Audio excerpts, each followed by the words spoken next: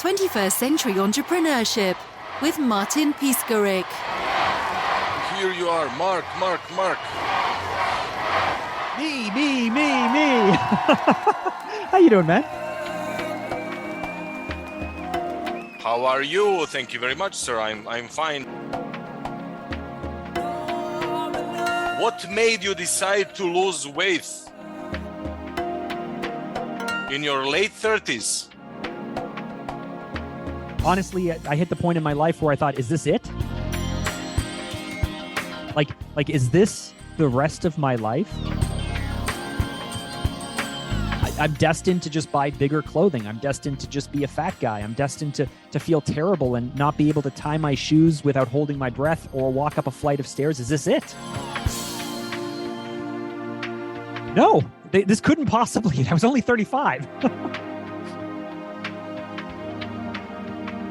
What could be then your favorite and maybe most frightening dream in life, per se? Nice question. Easy question. My deepest fear is that I'm full of shit. Is that the high hopes that I have for myself, the dreams I set, the ones that I write down, that I work on towards every day, that I don't have what it takes to make it happen. And so I'm an idiot for even believing that I could. Like I'm so deluded and I'm so stupid. Why did I even think that I could make that happen? That is my biggest fear.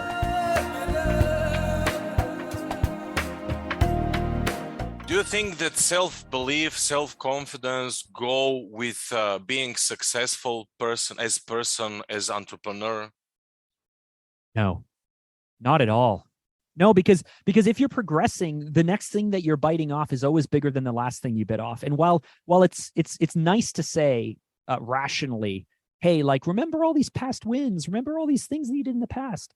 We're growing and we're hitting the next challenge, and the next challenge is bigger and it's scarier. And yeah, cool. I was able to do that a few years ago, but what if I can't today? What if the world has changed? What if the circumstances have changed? And so I think that we can inch our way up things, but I honestly believe the only way to build self-confidence is to continually put yourself in situations that you are uncomfortable with and continually challenge yourself, whether that's mentally or physically, honestly, in most areas outside of business. So that way you can build a self-esteem and a self-confidence that I am a badass. I can put myself in painful situations. I can make sacrifices. And therefore, when it comes to money, when it comes to team, when it comes to opportunities, it's a little more intangible, but you remember how badass you were at this other thing you did.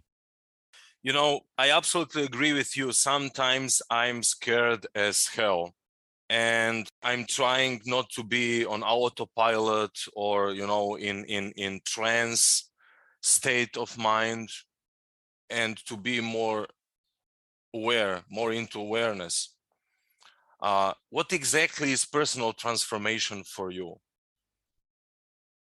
I try not to get caught up on the terms, but I think starting with self-awareness, like really understanding, if you know where you are and you're clear on that, which means facing the truth, like the hard truth, and you know where you want to be, which means getting really specific with that vision or that goal, that scary thing that I'm not sure if it'll happen. But if you can start with those 2 points and really facing hard truths and really being clear on what you want, that's the first step. And every step between where you are today and where you want to be comes down to self-awareness, like how anything we measure, we can improve upon, right? And we know that if we focus on sales, suddenly sales goes up. And if we focus on operations, suddenly our team is getting along better. And if we focus on launching a new product and push it out, suddenly the new product is birthed in the world. Because where our energy goes and where we measure our progress, we're able to make these improvements. And so in the journey of transformation from where you are to where you want to be, it has to come back to kind of watching yourself as a third party or getting a coach or talking things out. That self-awareness is the thing that will help give you the feedback you need to make these little corrections along the way.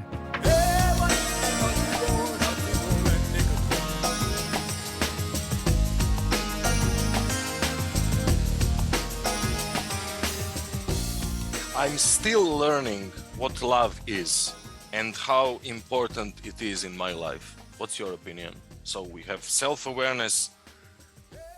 And what about love? I mean, I'm still learning. I still do not know how deep did I immerse into love regarding myself, regarding my girlfriend, my partner, Yeah. my life, my job. You know, I'm a husband. My wife and I have been married for 17 years. We've been together for 22. I'm only 39 years old, so you can do the math. You know, like I was 17, she was 16 when we started going out.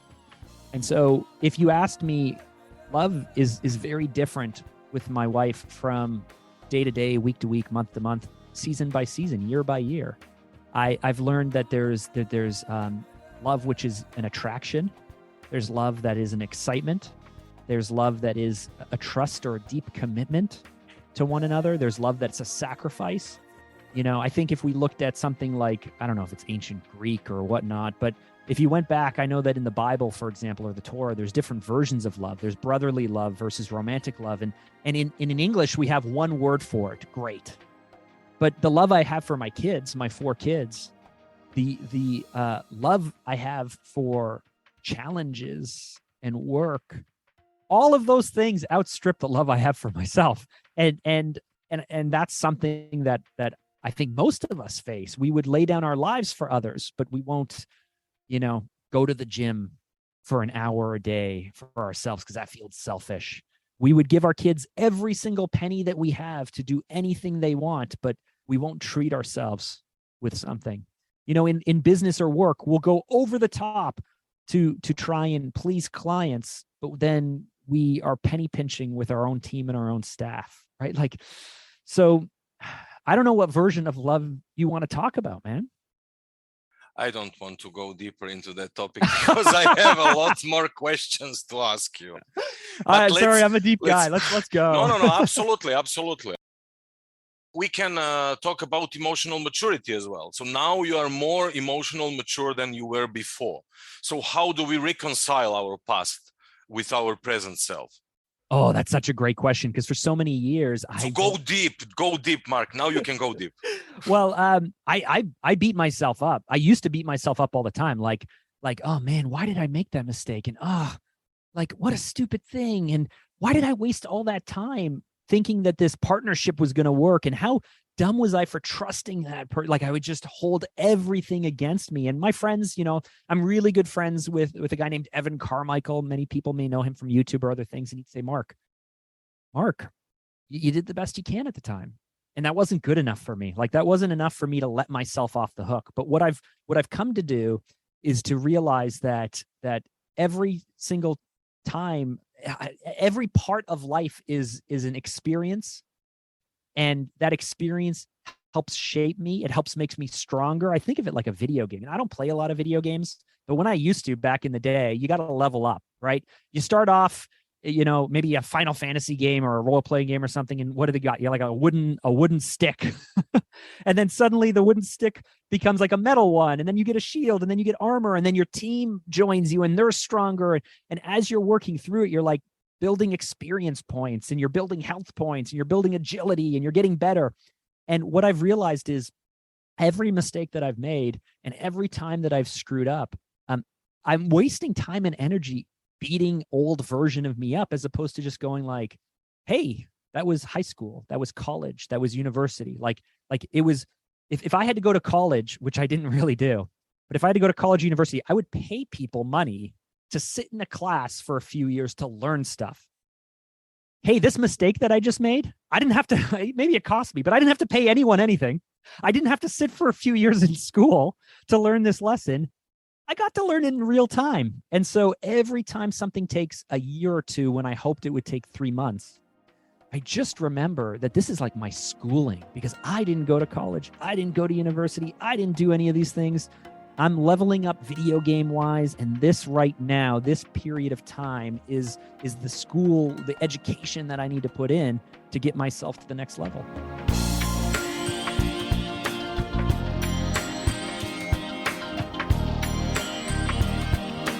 What are some of the key takeaways that you cannot learn in school? I think too many times, my generation, especially and younger, I have a 16-year-old. She's my oldest. She's getting ready to finish high school and go off to school. And I talk to her all the time. We are living in an achiever society, right? And achievers like you, like me, high achievers, we want to achieve. And so when you go off to school, and this is what I did, the mistake I made, when in school you're chasing grades or chasing the test scores or chasing to get into the right school and the right program and all of that stuff, then even in your career, when you're chasing the next promotion or the right company or the right project, it's the wrong thing.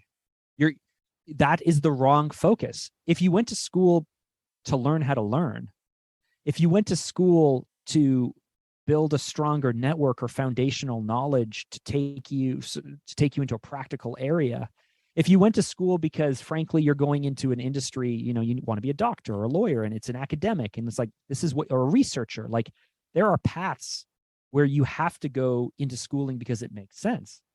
But I have learned that I'm a lifelong learner. I got stacks of books. I listen to things all the time. I'm always consuming stuff.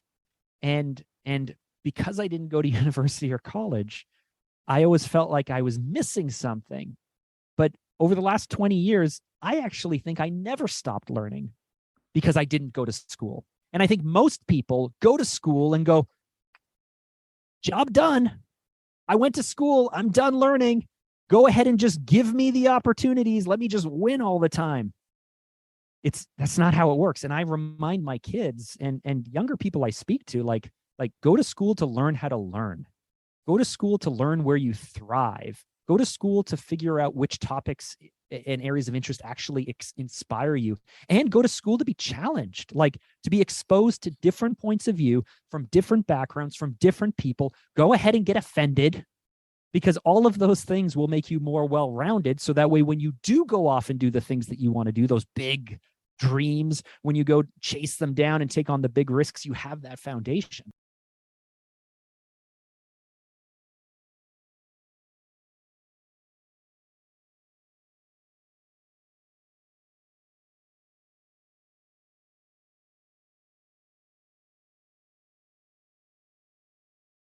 How to motivate Generation Z, 15, 16 years old?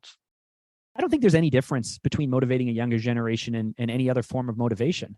I think we get caught up in the like, oh, but they're so different than us. And it's sure, but the only way to motivate people is to meet them where they're at. And whether this is a marketing campaign or a sales campaign or an education system or a mindset shift or, helping our younger generation come up, you have to meet them where they are at. And this is a struggle for us as older people because I was trained by people, 2 generations ahead of me in a system that trained them that was 2 generations ahead of them. And now we're asking our young people to go through a system that is, frankly, was built for baby boomers, that is barely being able to adjust. So I think we need to just very pragmatically realize that the world has shifted a lot in the last 10 years alone. We are at the early stages of, from a society point of view, we are at the early stages of something we have never seen before. It's an experiment that's happening in real time. And so if you want to motivate Gen Z or younger people, you need to really understand what they care about.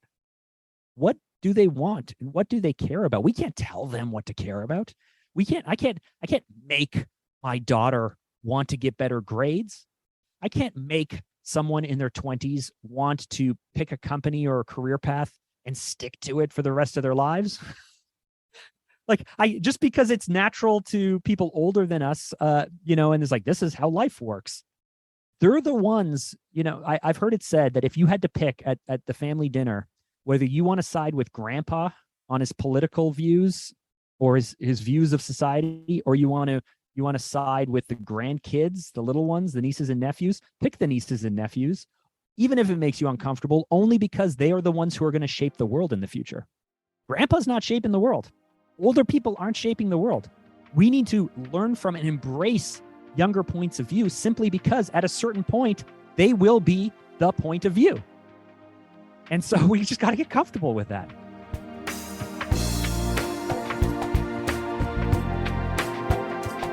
Oh, I feel so much of your energy and positivity and engagement. So what's your formula? And I really feel it. It's really very powerful. You know what feels so good? It's COVID gave me coverage. I started a marketing agency in 2006. I was 23 years old. And my wife wasn't working because she was still in college. She was going to college. And I decided the week my daughter was born, she has no income. She's not making any money. My daughter is a week old. And I decided I'm going to quit my job and start an agency. And it seemed like a good idea at the time in 2006. And so I ran that agency very poorly, learning lots of hard lessons, almost going bankrupt in 2009, just struggling to get by. But by 2010, 2011, we're $1 million company. By 2015, we're doing, national commercials with huge companies, the NBA and all these different players. It's a multi-million-dollar company. By the time COVID hits, I have 24 full-time staff. But I didn't like going into work. Every time that, I could not wait for Christmas break because I could just put down the phone, put down the email, and just run away from the business life I had created for myself. And I spent a long time struggling with the fact that I had built this thing that I frankly didn't like, didn't enjoy doing, wasn't a part of it. Like I had to spend so much energy just showing up that it's no wonder that really the business behind the scenes was not doing well. It was crumbling. It was burning all around me. And so COVID actually gave me coverage because unfortunately or fortunately, all of our clients put all of their projects on hold. We had, like close to $1 million worth of work just instantly get put on hold or disappear. And some people leave the company. I have to let some people go. I have to restructure. But the energy I have today is because I get to spend more often than not doing things that I love doing with people that I love doing the work with. And what I've come to realize is I've spent the last few years shifting my mindset, shifting my health, rethinking what a schedule could look like, rethinking what business growth can look like. And it's scary. It's incredibly scary. There's a lot of uncertainty because I haven't built a business this way before. I've spent 15 years grinding and hustling and look at all the money I have and look at all the things I can do. And now I feel like a little bit naked, but I get to spend time doing things that light me up. I get to look at my calendar. I'd say 2-3 days a week, at least. I'm looking at, I get to do this today. This is my day. This is what I get to do. When my phone rings, I don't go like, oh, my phone is. When I get an email from a client, I don't go, oh gosh, what do they want now? Oh, who screwed up? What mistake did we make? All of that stuff's gone. And so when you release yourself that weight that I didn't even realize I was carrying for so many years, it's just like, it's freeing, man. It really is.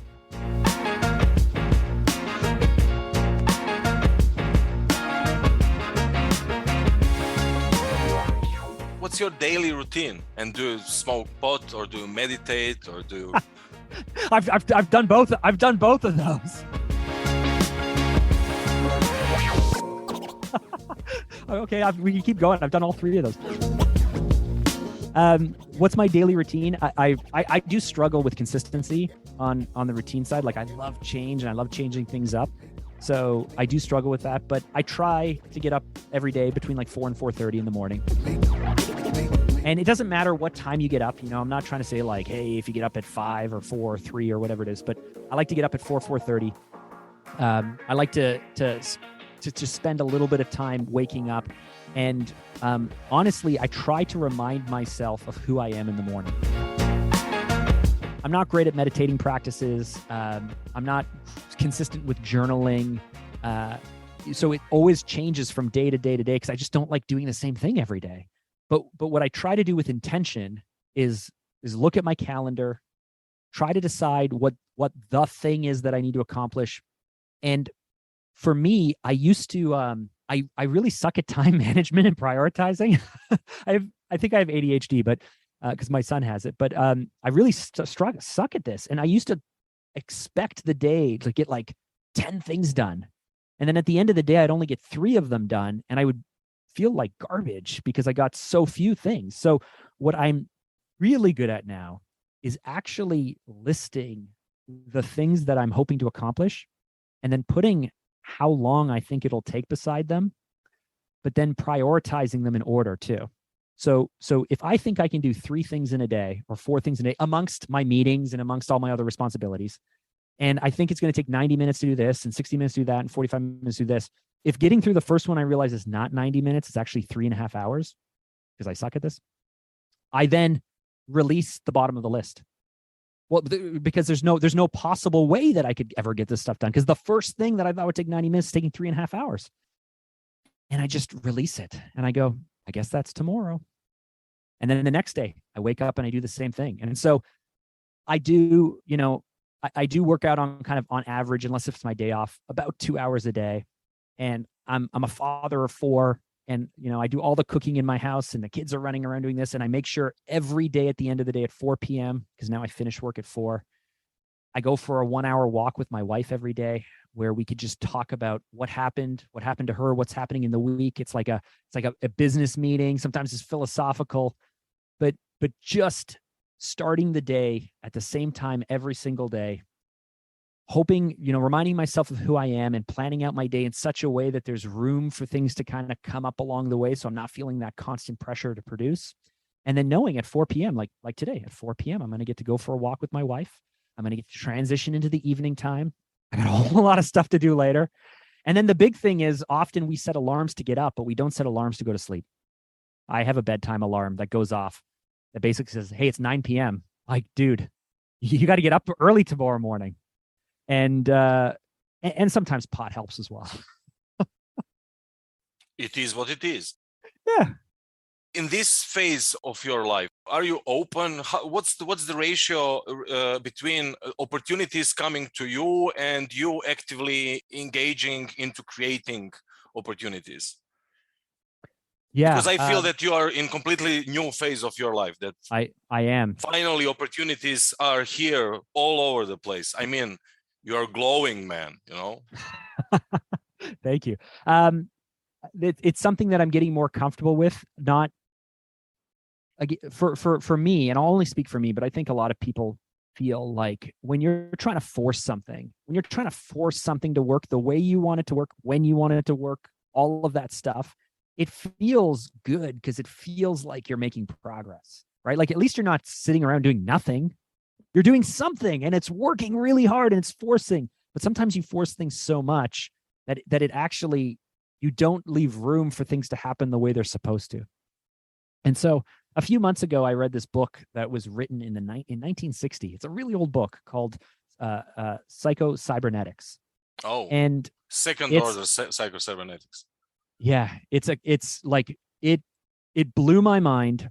I loved every aspect of this book, and I've read it and I've reread it since then. But here's the thing that I'm now testing. I like to learn these things and go, well, if it's in a book, what if I just believed it? As opposed to second guessing, as opposed to questioning, as opposed to all this stuff. Like, what if I just took this as truth and tried it and see how it went? And what they suggest is, hey, you have no idea when and how this is going to work out. So it's your job, as I mentioned earlier, it's your job to really understand what you want and face that truth. Where are you today? What do you want? And really have a clear vision of what you want it to look like. But release completely the how and release completely the when. Just keep talking, keep taking steps forward. So what does this look like in regular life for opportunity? We've developed a brand new product that I say developed a new product, but basically I took 10 years of what I've been doing and I've tailored it now for a new group of people. We have this amazing brand strategy process that we would typically use for like these huge international companies and these national commercial campaigns and these really big projects. But I've right-sized it now for personal brands, for speakers, for coaches, for entrepreneurs, for consultants. And I'm a little uncomfortable because it's like, normally I would have, I have the sales page, I have the sales deck, and normally I would be starting, the pay-per-click campaign and the YouTube campaign. And I'd be going to Facebook and I'd be like, how do we spend $15,000 a month on this? And how do we hire the inbound salesperson? And like, how do we start churning? And I might blow through a few $100,000 like to get this product off the ground.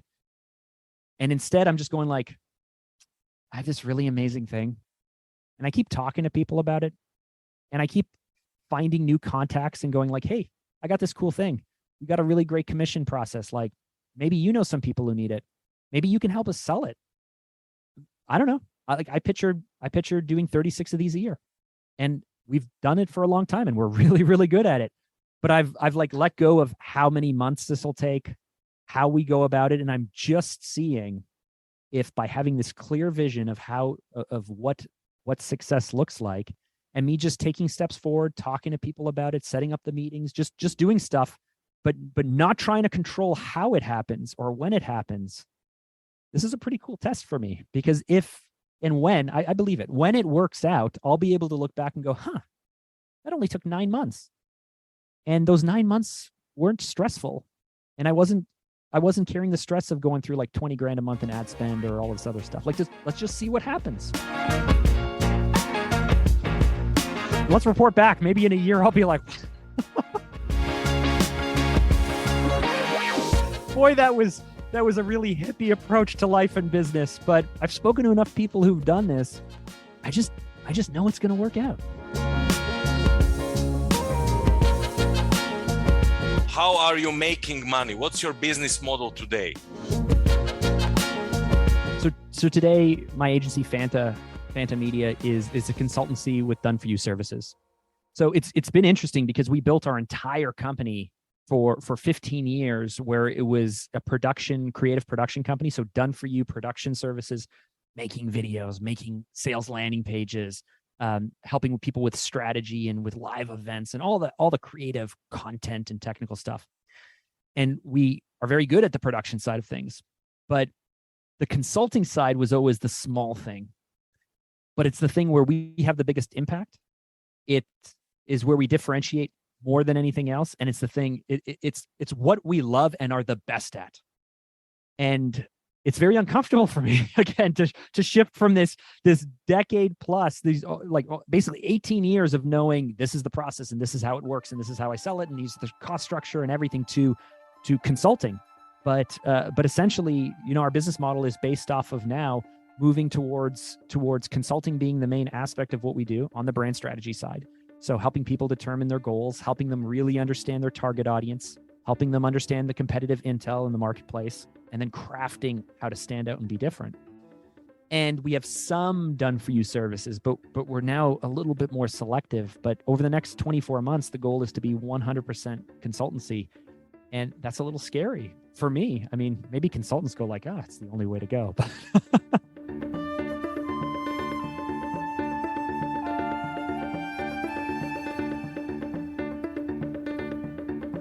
So like one really amazing story that I'm proud of is a guy named Nick Bradley.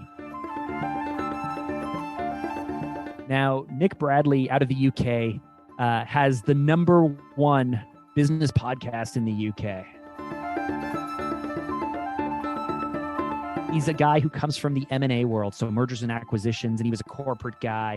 But a few years ago, he decided he's going to start his own consultancy and his own business.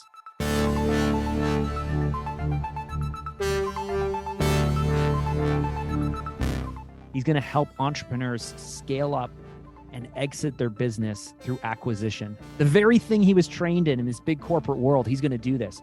So he launches this podcast, and it takes off. It's pretty darn successful. People love hearing this guy, and Nick is amazing. People love hearing him speak about how businesses should work and how they can scale and how they can set up operations and how they can grow and how they can exit for life-changing money. But when Nick comes to me and he comes to our team, he goes like, listen, I have this basically this business podcast about this one topic, but I'm so much deeper than this. Like there's so much more to me than this one niche. And I want to be able to change up how I look. I want to change up how I feel because I want to talk about more subjects. And here's the thing, like with personal branding, when you have extreme credibility or really a niche understanding in a specific area, people come to you for that one thing.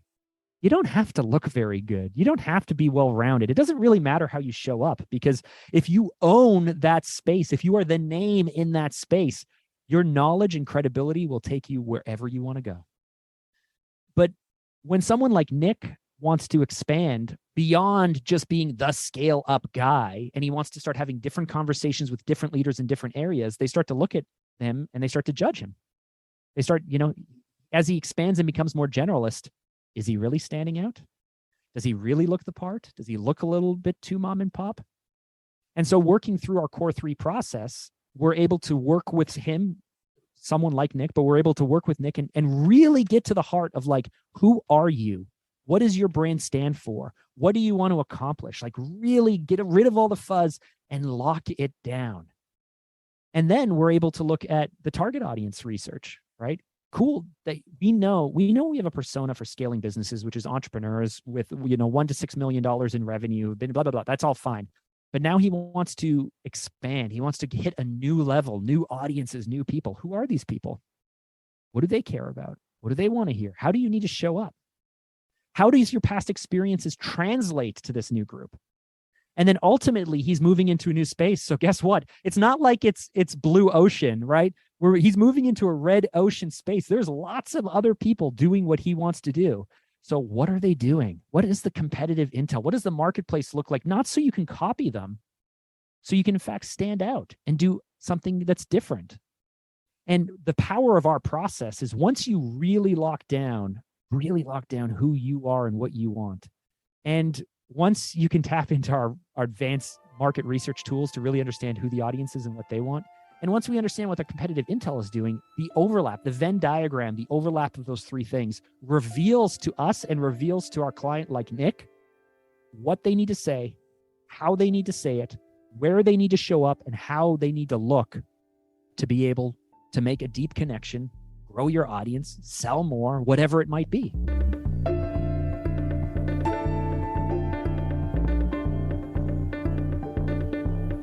Can you repeat the questions and go a little bit deeper? Sure.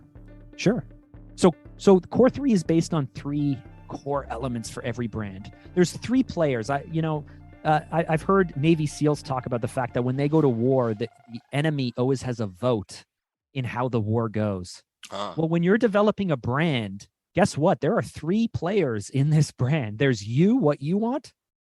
There's the audience or the customers or the prospects, what they want. And then there's the competitors, right? This place is not empty. So the core 3 elements, the first element is you. What is your experience? What is your past? What is your perspective? What are your values? What do you stand for? What is your voice? Like, what makes you you? Not the fake version of you, not the persona version of you, the actual you. What do you want to achieve? What do you want to accomplish? Who do you want to help? For what reasons? So we work through a series of exercises and different analysis to help basically discover as much as we can, to distill down to only the elements that matter for this specific project. And then we define each of these elements. Perfect. We know what you want now. We know who you are. Now this dictates our audience. Let me ask you a question. If you were going, if a wedding was happening in a few weeks and you show up to the stag do or the bachelorette party or the bachelor party, that's a version of you. But that's not the same version of you that's going to show up to the church on Saturday or Sunday morning, right? like let's be honest, right? The one at the stag, maybe if this was a movie, if this was 40-year-old version or something, people are off in the corner, doing blow off of hookers' chests and stuff like that, right? That is not the person who's showing up to the church. But both versions of you are still you. It's not like you're lying in one or the other. They're just different versions of you. And so once we look at the second core element, the audience, who are they? Not general personas, but who are they? Where do they go? What do they care about? What matters to them deeply? And we get super specific. We now have a little bit of insight. We can now tailor how we show up, what we say to connect with what our audiences want most. And having run a video business for 15 years, I can tell you that people always ask, like, how do we get people to watch our videos? Just give them the information they want, or entertain them, or tell them what they want to hear. Like, it's really that simple. It's not what we want to say. It's what our audiences want. And so we work through really advanced market research tools we bought into, and we're able to find out all this information more so than any other time in the history of the world. Are we able to really get into what people care about, what they want, where they go? And then the last is the competitive intel. That's the third element. What's the marketplace? What are your competitors doing? Who are they? How established are they? What do they spend? Where do they spend it? Where do they show up? What do they say? Again, not so we're going to copy them, but so we can make sure that we're showing up different. And once you really know who you are, and you really know what your audience wants, so you can say the right things, and you're showing up in a way that stands out, that's what every brand needs. That's what every brand wants. And that's essentially what we help people with.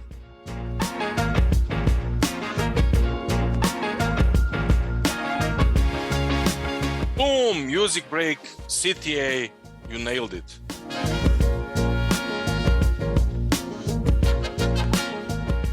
Thanks, man. No, really. I mean, and I love your interview 30 style, because it's so different from any other interview I've ever been a part of, man. Is it a good thing or a bad thing? It's fun. This is fun. It's like Yes. rapid fire. It's like you're like an That artist. was the goal. Because you have so much cookies, you have so much cookies, and I don't know what cookie to eat. So I took cookie from here and cookie from there and cookie. You're the cookie monster.